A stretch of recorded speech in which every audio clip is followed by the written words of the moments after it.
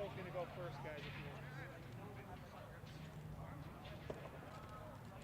you want. Get it done so you can get out of here. I like to be first so I can get up and get working.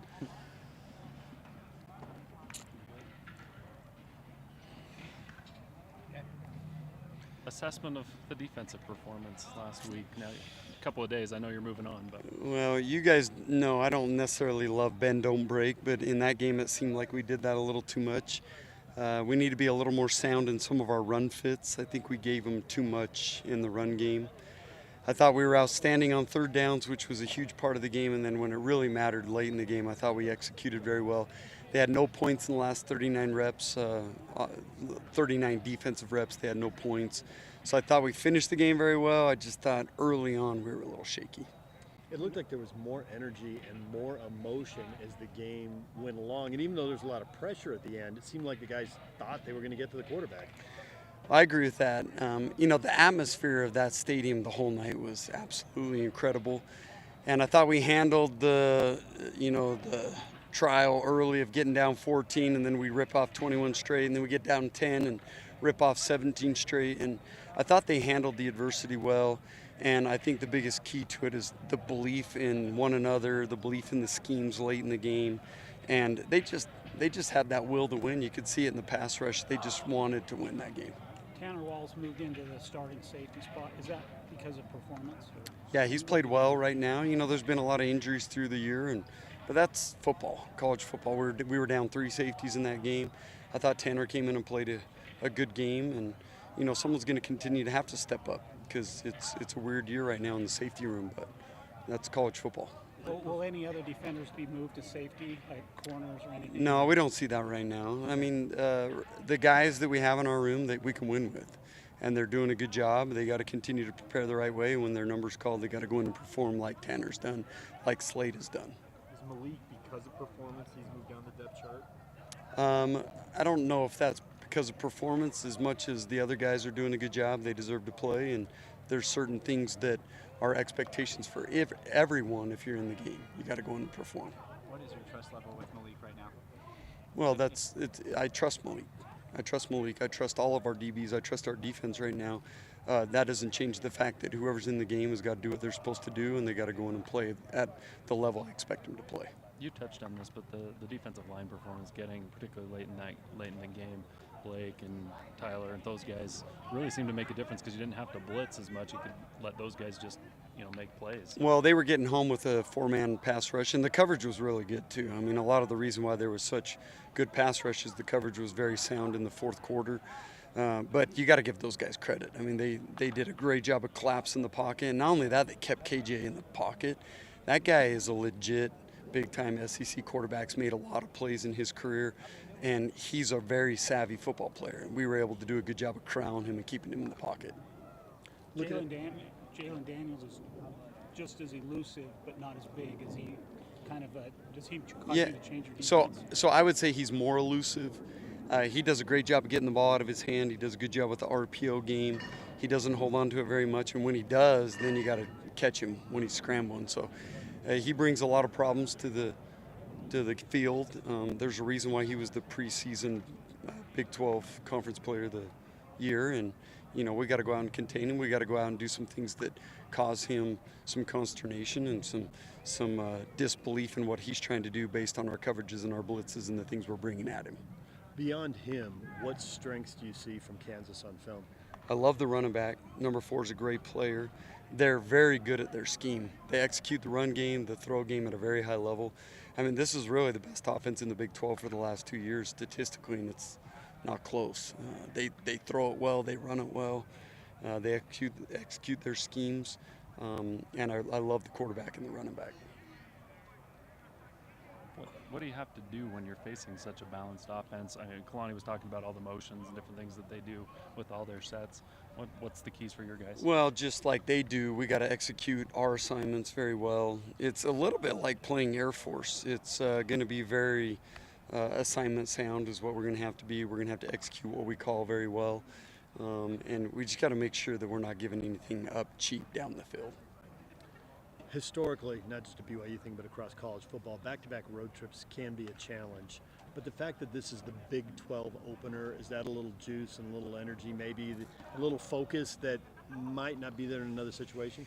Well, I love playing on the road. I always have. I think the teams I've been involved with have always been really good on the road.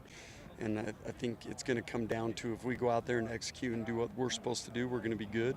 I think that being a Big 12 opener and so much riding on the game, our guys will come out with some juice and passion. And we got to do a good job as coaches, preparing them the right way, and then do a good job of making sure they're fresh for this game. Is Talon Alfrey, is he getting close to coming back? I don't see it for the next at least week or two, hopefully soon after the bye week. How big was it for you to just see Eddie make that play? Because that was a huge play at that point in the game, to have him come off the edge and get that fumble. Well, Eddie's made plays like that his whole career, and I've watched it. I've had a front row seat throughout his career. He's done it every year.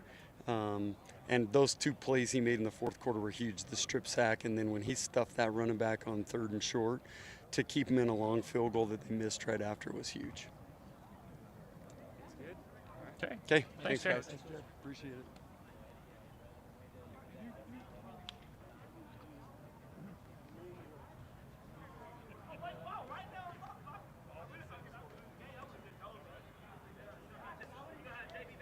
All right, guys. Tanner Wall next. Hey, Tanner. Morning, guys. Come right up to that mic as close as you can. That's great.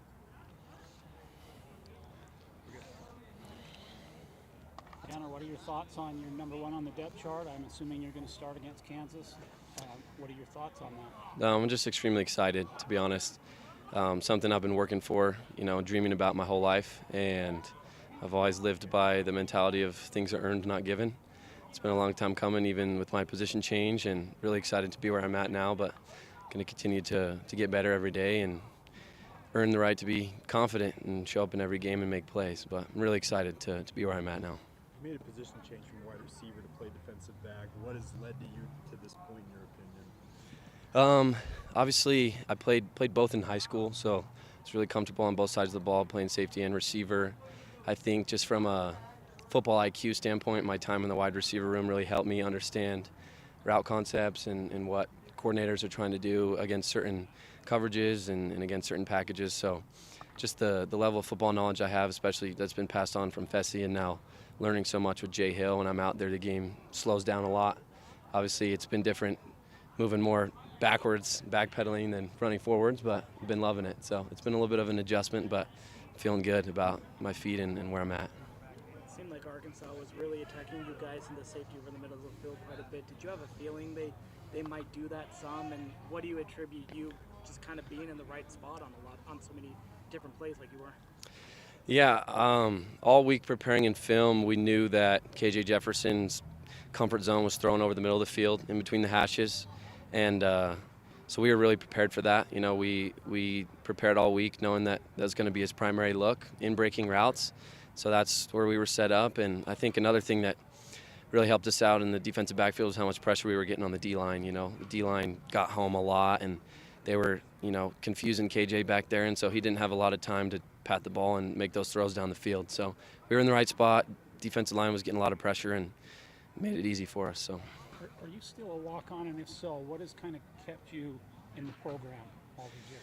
I am still a walk-on. I just kind of take that walk-on mentality approach to life and everything I do, whether it's in school, things outside of school, in church, in my personal life.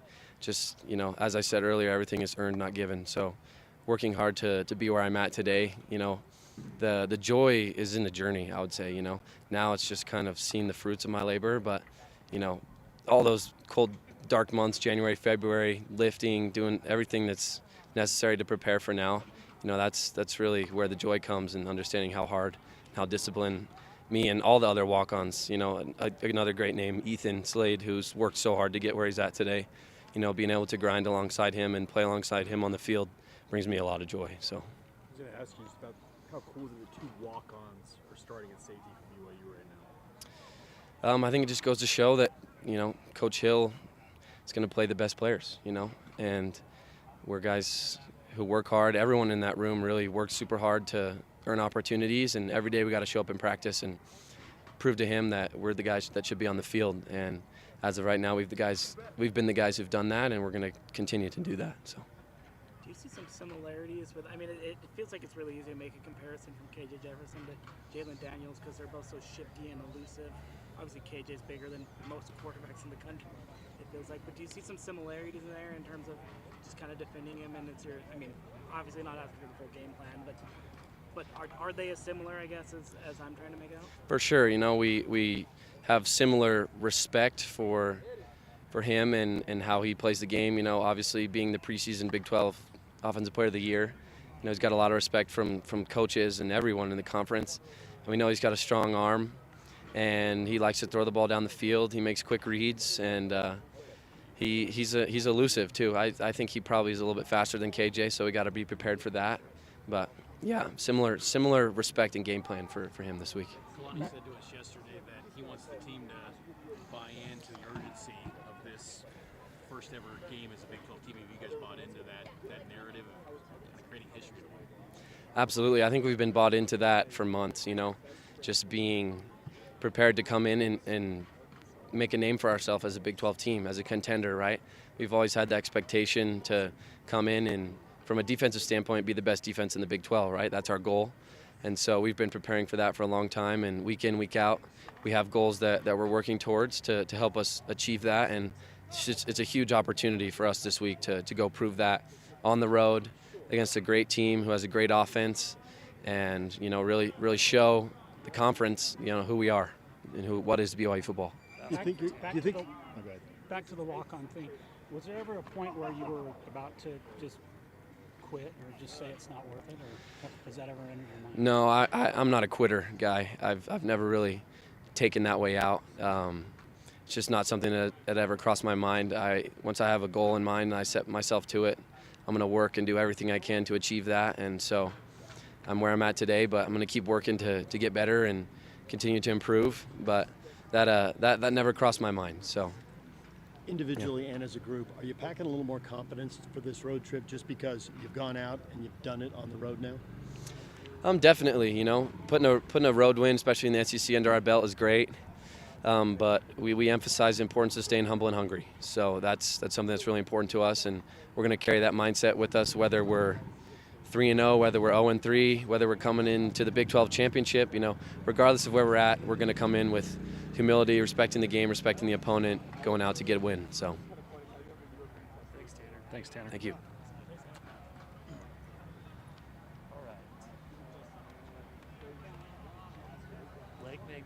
Hey, Blake. Hello. Thanks for coming over. Yeah, thanks for having me.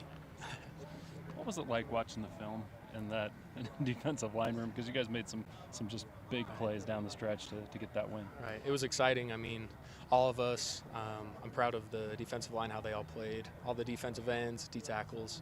It was exciting. We got after the quarterback. Everyone knows KJ was a big dude, and you know, and that in our game plan, that was the main thing, get after the quarterback, and I think we did that for sure. Why did you play better as a group as the game went along? Because I think the best quarter for the D-line was the fourth quarter. They were holding, you were getting sacks. When you didn't get sacks, they were holding again. Right. As you guys know, the first of the game, it was pretty bad. You know, we were down 14-0, and the momentum kind of went away, and I think as that momentum built back up, we were able to come together as a defense and really take it to them. How much more confidence are you packing now going on the road for another road game, having done it once and come from behind twice in that game? Right. I think we have a lot of confidence, but you know, we're still open, or we know that Kansas is a good team and they're going to be gaming for sure. But we just got to stay humble and hungry, as they'd say, you know. Blake, how did you end up at BYU coming out of GWAP? Yeah, I was a pretty under-recruited guy. Only had a couple offers coming out, and our previous defensive coordinator, Elisa Tuyaki, he recruited me as a walk-on, and I came up here gray-shirted my first year, and came in the 2021 season as a walk-on, and honestly, Elisa just gave me a chance, and it's worked out well. You still a walk-on? I'm not a walk-on anymore. I'm actually on scholarship now. When did you get the scholarship? This last fall. You know, with all the transfers and the guys coming in out of the portal, How much pride is there for you guys like you and Tanner, you know, that came in as walk-ons Right. to have that success and be like, hey, they spotted us, they gave us this opportunity, we're going to make the most of it? Right. You know, the transfers, I think it's a good thing, honestly. I mean, you think about the transfers, Jackson Cravens, Isaiah Beignet, they've came in and they've been game changers. You can look at the stats at that Arkansas game, and you know, as a walk-on, it's hard for that to happen sometimes, but you just got to take pride in as a walk-on and you know, earn your spot just like any other guy. Blake, what position do you play in high school? I played left tackle and defensive end as well. And who's your coaches down there? Mike Bowering, Jake Downard, Ryan Wright. Those are the main guys I worked Did you with. wrestle as well? Yes, sir. Yep, I Who's your wrestled. wrestling coach? Joel Holman. Yep. How impactful is he to your development as maybe a pass rusher and being a defensive end? Yeah, the big thing with our wrestling program down there that Joel really emphasized on is effort. He doesn't care if you win or lose. He says just go at it, you know. Yeah, he's always telling us to go, go, go, go, go. So that's how it relates to my pass rush for Were you sure. a state champion? Yes, yep. I was runner-up my junior year and then state champion my senior year. Heavyweight? No, I actually wrestled 220. 220, yep. And then speak to your development here and who's been critical in your development along that defensive line. Like I mentioned earlier, Elisa was a big with that, but now with the Coach Pop now and Jan, they've been big for me this year and really working on my pass rush skills and defending the run. In evaluating the film from this last week, what did you see from yourself that you liked about your technique, finish, etc.? Right. I think the main thing I liked is my effort. As you know, I didn't get as many reps as the starters, which is totally fine. But I always try whenever I get that opportunity to just give it my all, and I think that helped me with my pass rush for sure. How often were you and Tyler Batty on the field at the same time? Kind of the twin towers. You Right. mostly play strong side defensive end, but it looked like you guys were on the field a few times at the same time. Right. I don't know exactly how many, but we were on there quite a few times, and I love having Tyler on that other side. He's a veteran, and he's taught me a lot, and I love being on the field with him. Like That rural upbringing, were you like a farm boy, like the Utah quarterback and all that? Or? Not necessarily. My family does have a farm in Levan, which is south of Nephi there, and I grew up, I guess you could call me like a hybrid farm boy. I helped out on the farm when I needed to, but yeah, that also helped me with my work ethic. Blake, you touched on the fact that Kansas is going to be ready to go. Jay was just saying how it's almost like playing Air Force. You got to be assignment sound. Yep. It's not like going into a game against a team like that, knowing, hey, every assignment's important. Every, keeping the eye controlled, making sure you're in the right spot. Right. Yeah. I mean, Kansas right now, they're 3-0 as well, so they're coming off of a lot of big wins, and they're going to be gaming for it. And like you mentioned, Jay's talking about being assignment sound. I think if we can stay assignment sound and do the little things, I think we'll be good in that game. How special is it to be playing the first Big 12 game? How much extra juice does that bring to a game? It's very exciting, yeah. First conference game, and I think this game can be a big game to spring us forward into joining the Big 12 this year. Good guys. All right. Thanks, Blake. Awesome, thank you. Thanks, Blake. Appreciate it. What kind of farm? What's that? What kind of farm? Just alfalfa. Oh, okay. Yep, yeah. Then my uncle's also got some cows and stuff down there. I was gonna ask for 10. Great grandparents.